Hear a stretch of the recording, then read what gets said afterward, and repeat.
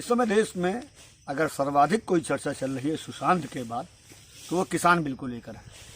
पंजाब हरियाणा किसान विरोध कर रहा है, लेकिन ऐसा कहा जा रहा है कि पंजाब हरियाणा का किसान बहुत ज़्यादा समृद्ध है। उसका विरोध सिर्फ इसलिए है कि कारपोरेट कंपनियां उनकी फसल को, उनके खेतों को डिस्टर्ब ना करें। वैसे अगर देखा जाए तो पहले से ही वह किसान खुद ही कारपोरेट हो चुके हैं और वहाँ पर उगाई जाने वाली फसलें, चाहे वह अनाज हो, चाहे वो फूल हो, चाहे वो साग सब्जी हो, वहाँ का किसान देश में विभिन्न जगहों पर और विदेश में भी एक्सपोर्ट कर रहा है। तो वहाँ का किसान व्यापारी पहले से बन चुका है।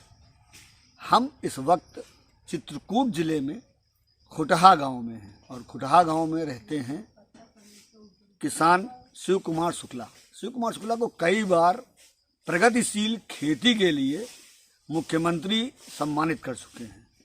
इन्होंने नेपाल जाकर काठमांडू में एक विशाल कॉन्फ्रेंस को संबोधित भी किया था, जिसमें पूरे इंडिया से केवल 2 किसान गए हुए थे। कृषि के अभिनव प्रयोगों के साथ ही यह जानते हैं कि बुंदेलखंड में किस खेती का कितना फायदा है। पुरानी खेती और नई खेती के पूरी तरह से जानकार, बुंदेलखंड की परिस्थितियों में पिछले 40 सालों से लगातार खेती कर पूरे देश के लोगों को बताने का प्रयास करते हैं शिव कुमार जी कि वास्तव में खेती चीज़ क्या है और ये फायदे का सौदा कैसे सिद्ध हो सकती है। तो इस किसान बिल को लेकर और यहाँ की खेती को लेकर हम शिव कुमार जी से बात करने पहुँचे हैं। शिव कुमार जी, स्वागत है आपका। नमस्कार। धन्यवाद आचार्य जी। शिव कुमार जी, बताइए, जो नए किसान बिल आए हैं, इसको लेकर अगर आप पूरा भारत का परिदृश्य आपके सामने आता है तो आपको क्या लगता है, ये फायदे का सौदा होगा किसान के लिए या घाटे का सौदा होगा? देखिए, किसान बिल में 2-3 बातें जो आई हैं। पहला तो ये कि किसान अपनी उत्पादन को देश में कहीं भी स्वेच्छा से अपना मोल भाव करके अपने रेट पर बेच सकता है, तो ये तो बड़ी अच्छी बात है।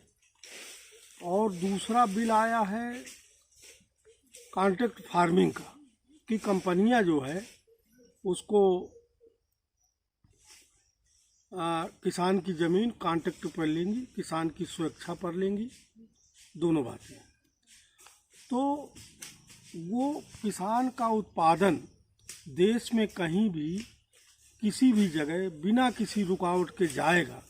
सरकार ने उसको नियंत्रण मुक्त कर दिया है, तो इससे लाभ मिलेगा किसान को।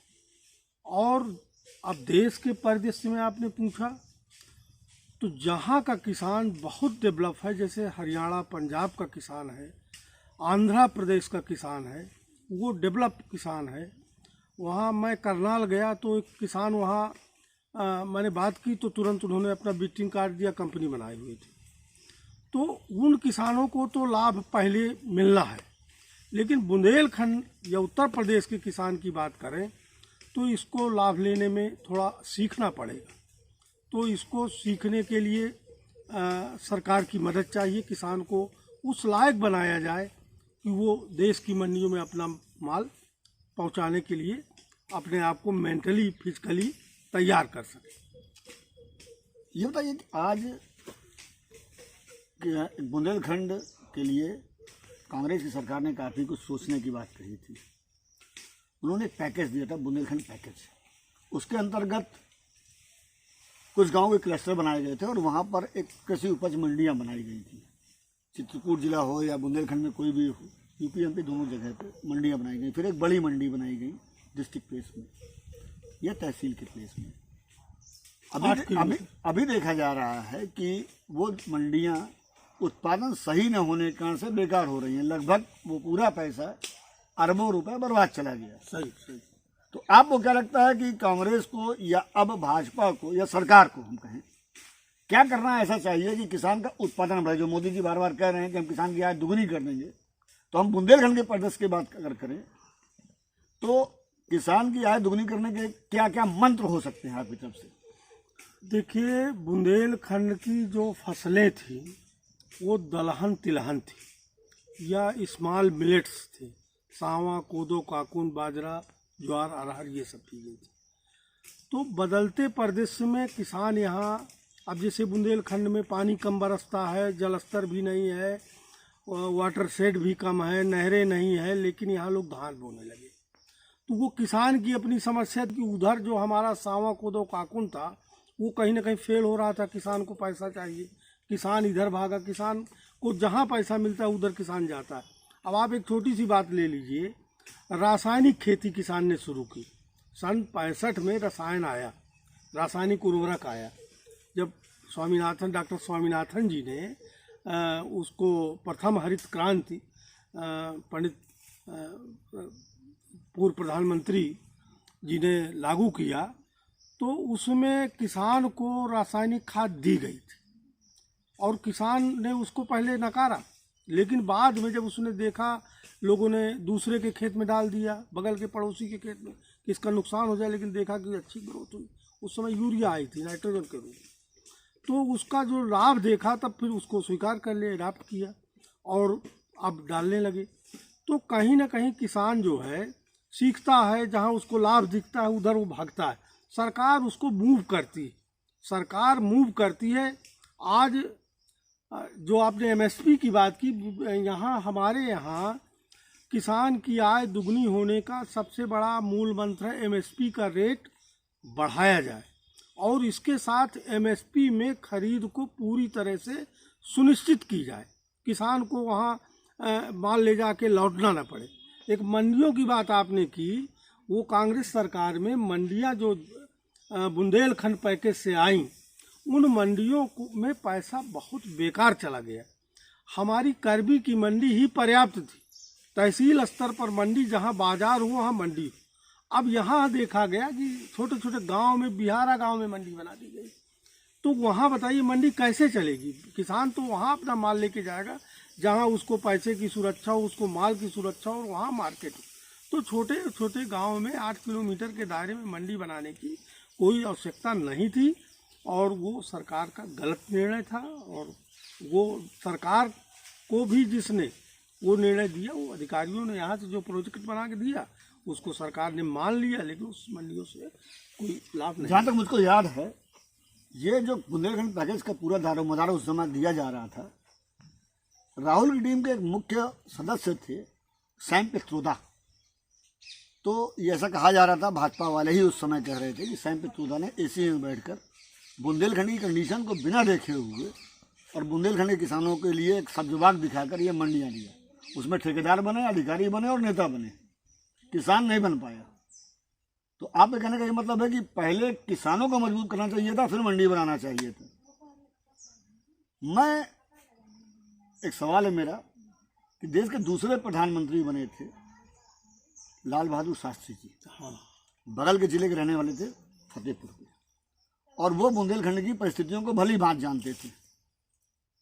उन्होंने नारा दिया था जय जवान जय किसान, यानी 70 के दशक के पहले का नारा 2020 में एमएसपी पे बात हो रही है, जबकि उसमें यह भी कहा गया कि किसान जिस मूल्य में चाहेगा उस मूल्य में देश में जहाँ चाहेगा वहाँ माल अपना बेचेगा। तो 50 साल से ऊपर हो रहा है जय जवान जय किसान का नारा। तो जय किसान के नारे का आज कितना प्रासंगिक है आपके हिसाब से?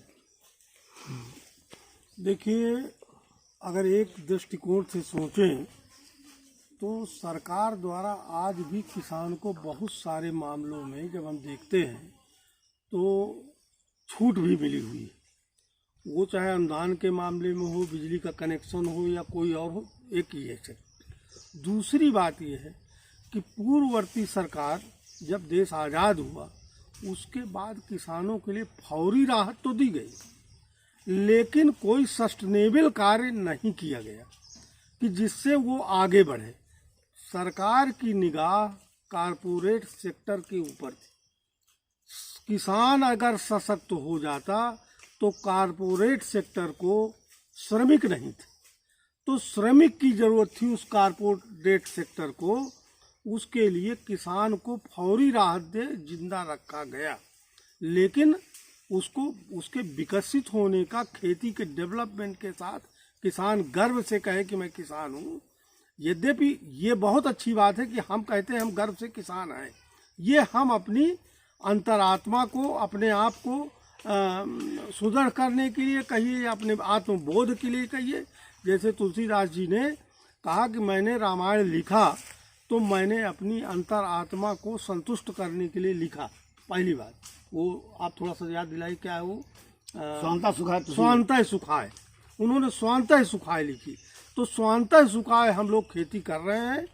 और ये है कि थोड़ा सा ये हमारे गांव और जो आसपास के गांव हैं, यहाँ थोड़ा आधुनिक खेती भी होती है, सब्जियों की खेती भी होती है। तो किसी तरह से हम लोग कुछ जिले से और बुंदेलखंड से मैं समझता हूँ कुछ अच्छा कर लेते तो आय कुछ ठीक हो जाती है। लगातार 15 सालों से सूखा पड़ रहा था। 2015 में ऐसा कहा गया कि सूखे के केंद्र बुंदेलखंड में है और वो बुंदेलखंड का महोबा जिला था। सर्वाधिक पलायन, सर्वाधिक आत्महत्याएं महोबा में हुई। चित्रकूट हमेशा अछूता रहा। लेकिन चूंकि आप जो खेती कर रहे हैं, आपको बुंदेलखंड की सही परिस्थितियों की जानकारी है, क्या कारण है कि अर्जुन सहायक नहर भी है वहाँ पर, तमाम बड़े बड़े तालाब हैं महोबा में, टीकमगढ़ में भी तालाब हैं, झांसी में भी हैं, फिर भी यहाँ का किसान आत्महत्या करने को मजबूर है और काम के लिए मौसमी तौर पे वो यहाँ से पलायन करता है। दिल्ली जाता है, पंजाब जाता है, हरियाणा जाता है, गोवा जाता है। आप क्या सुझाव किसानों को देना चाहेंगे कि वह अपनी खेती खुद करें और यहीं पर रहें और अच्छा करें? देखिए, ये जो अभी लॉकडाउन लगा था मार्च से, इसके बाद देखा गया है कि बहुत सारे किसान के बच्चे जो बहुत अच्छी मेहनत करते थे दिल्ली पंजाब में और दूसरे प्रदेशों में, बॉम्बे में, सूरत में काम करते थे, वो यहाँ जब लौट के आए थे तो मैंने अपने गांव में ही देखा कि एक समूह आया युवाओं का, और वो जब एक बिजली के खंभे से लिपट के रोया। मतलब उसको मातृभूमि हर व्यक्ति को अच्छी लगती है, और कहीं ना कहीं पैसा अगर आदमी घर से बैठ के अर्जन कर ले तो इससे अच्छा कुछ नहीं। लेकिन अब वो परिस्थितियाँ थीं कि लोग बाहर जाते थे, अभी और जा रहे हैं ये सब।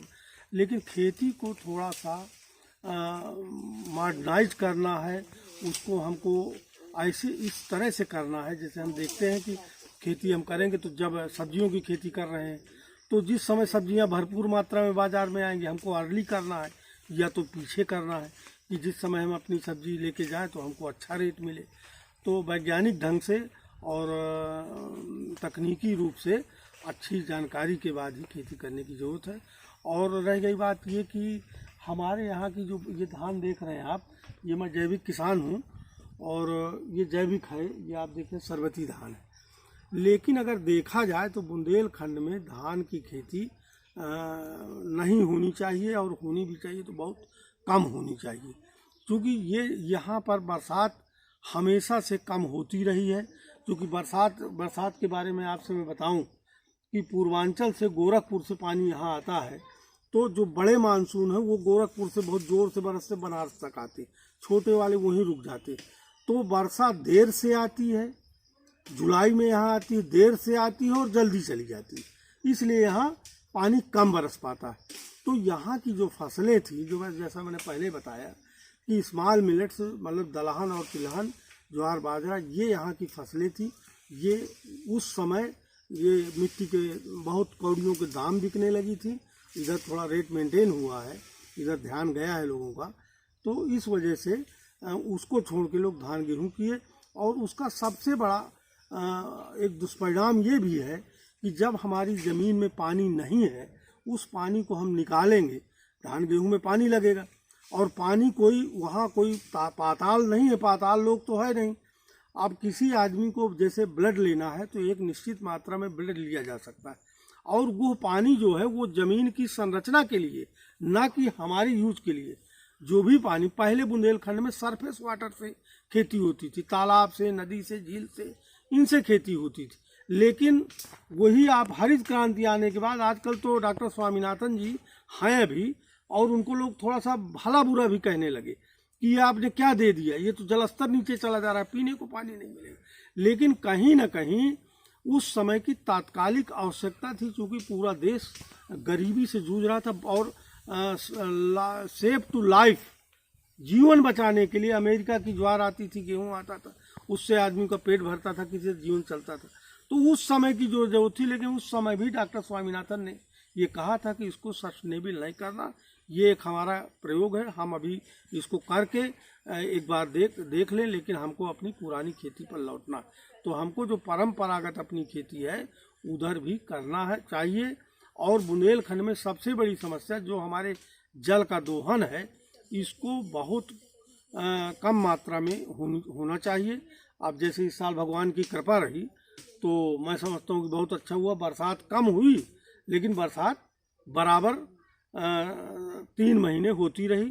तो ये धान की फसल में हमको पानी केवल 10% ज़मीन का पानी लेना पड़ा और ये धान की फसल हो गई। और उसी के साथ इसमें किसी तरह का कीटनाशक वगैरह का प्रयोग नहीं करना पड़ा। तो इस साल ये प्रकृति की, भगवान कामतानाथ जी की कृपा रही। मैं आपने जिक्र किया था कॉन्ट्रैक्ट फार्मिंग का। कॉन्ट्रैक्ट फार्मिंग किसान की स्वेच्छा से अगर ज़मीन कंपनियां लेती हैं, करती हैं, तो ये बड़ी अच्छी बात होगी। लेकिन मैं एक बार उस पर जो मुझे कहना है, कॉन्ट्रैक्ट फार्मिंग पर लेने के बाद उसके ये भी मापदंड तय होना ज़रूरी है कि हमारी जो बुंदेलखंड की ज़मीन है, इसमें बहुत सारा अभी उत्पादक तत्व हैं, उत्प्रेरक तत्व हैं। इन उत्प्रेरक तत्वों को हमारे पीढ़ियों से बचा के रखा गया है। खाद, और कहते ज़रूर हैं कि हम लोग उर्वरक का, रासायनिक का प्रयोग करते हैं, कीटनाशक का प्रयोग करते हैं। हम लोग के ज़िले में, हमारे बुंदेलखंड में अभी खाद का प्रयोग पंजाब, हरियाणा या पश्चिमी उत्तर प्रदेश, पूर्वांचल से 20% है। कीटनाशक का प्रयोग बिल्कुल थोड़ा सा है। तो अभी हम लोगों ने अपनी बुंदेलखंड की धरती या चित्रकूट की धरती अभी दूषित होने से बची हुई, और इसमें सारे उत्प्रेरक तत्व भी हैं। तो कॉन्ट्रैक्ट फार्मिंग के साथ यह तय होना भी ज़रूरी है, क्योंकि भोला भाला किसान है, उसको पैसे दिखाए जाएंगे तो पैसे में वो राजी हो जाएगा। क्योंकि किसान को लगेगा मुझको पैसा मिल जाए, मैं अपना बम्बई चला जाऊँ। लेकिन उस पर यह भी सरकार को सोचना चाहिए कि यह मानक तय होनी चाहिए कि आप कौन सी फसलें लेंगे। फसल चक्र में आधा रबी, आधा खरीफ, ज्वार बाजरा भी आप लेंगे कि नहीं लेंगे, और पानी कितना ज़मीन के अंदर का निकालेंगे, उसमें यह भी तय होना चाहिए कि कितना पानी निकालेंगे, उर्वरक कितना डालेंगे, कीटनाशक कितना डालेंगे, ताकि कोई भी कॉन्ट्रैक्ट होता है तो 5 साल 3 साल का ही हुआ। तो इसके बाद अगर वो कॉन्ट्रैक्ट ख़त्म होता है और वो छोड़ के चले जाते हैं, तो हमारी ज़मीन फिर से खेती करने के लायक बची रहे, हमारी ज़मीन का पानी हमको फिर से लेने की स्थिति बनी रहे। तो इस बात पर भी मतलब उस कॉन्ट्रैक्ट के साथ सरकार को प्रकाश डालना चाहिए और इस पर कार्रवाई करनी चाहिए। ये थे प्रगतिशील किसान शिव कुमार शुक्ला जी, जिन्होंने हमें बताया कि किसान के लिए लाया गया कृषि बिल बुंदेलखंड में, पूरे देश में किसानों के लिए फ़ायदेमंद है या नहीं, और इन्होंने बताया कि बुंदेलखंड में वास्तव में खेती कैसी होनी चाहिए। इन्होंने हमें बताया कि वोकल फॉर लोकल अगर एक बार फिर पुनः लौट कर आए, तो हमारे यहाँ के मोटे अनाज जो परिस्थितियाँ यहाँ की हैं, जिसमें होता रहा है, वो अगर वही हम फिर से उस दौर को वापस लाएंगे तो निश्चित तौर पर हम ज़्यादा फ़ायदा उठा पाएंगे और कम पानी लेंगे। जल्द ही फिर किसी नई शख्सियत के साथ हम मिलते हैं, तब तक के लिए नमस्कार।